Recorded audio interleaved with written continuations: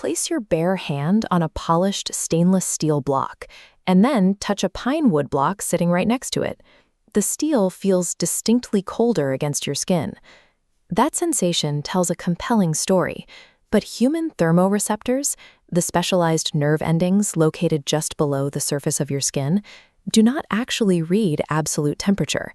They respond exclusively to heat flux.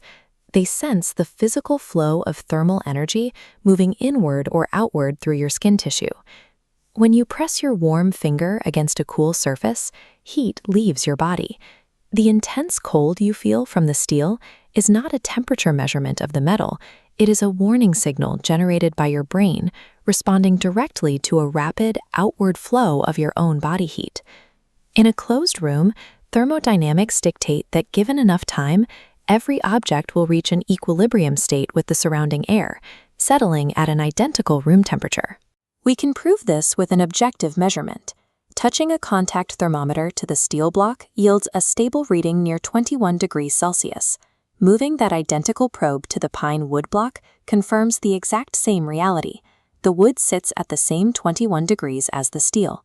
The touch of your hand reports opposite extremes, but the physical reality remains that both objects share identical starting temperatures. The exact moment of contact between your skin and a surface is a highly transient event. In a fraction of a second, heat must abruptly leave your warm finger to begin warming the cooler object. You can observe the physical evidence of this rapid drain. When a warm fingertip lifts away from the steel surface, it leaves behind a visible, fleeting mark of condensation, where warmth and moisture transferred. The speed of this invisible heat exchange is governed by a single material property, thermal effusivity. Materials with high effusivity aggressively draw in heat and readily absorb it. Materials with low effusivity saturate quickly at the contact surface, which forces the heat flow to taper off almost immediately. Stainless steel possesses a radically higher thermal effusivity than wood. It continuously drains heat from your skin at a rapid pace, triggering the acute physical sensation of cold. This animated diagram shows how interface temperature is calculated. When two objects touch, the resulting temperature at the contact surface is not a simple 50-50 split of their starting states. It calculates as a weighted average. That average is dominated by the material with the higher thermal effusivity, heavily pulling the interface temperature toward its own baseline. Pine wood and human skin share comparable effusivities. When they touch, the interface temperature settles comfortably close to your body's natural warmth, leaving a bright heat signature on this thermochromic film. The massive effusivity of the metal block does the exact opposite. It drags the very surface of your skin down toward room temperature almost instantly, stopping the film from changing color. Two materials in the exact same room create completely opposing sensory experiences, driven entirely by the effusivity mismatch at the boundary layer. It is tempting to credit this rapid heat transfer entirely to thermal conductivity, but conductivity alone cannot fully explain a transient sensation like a sudden chill.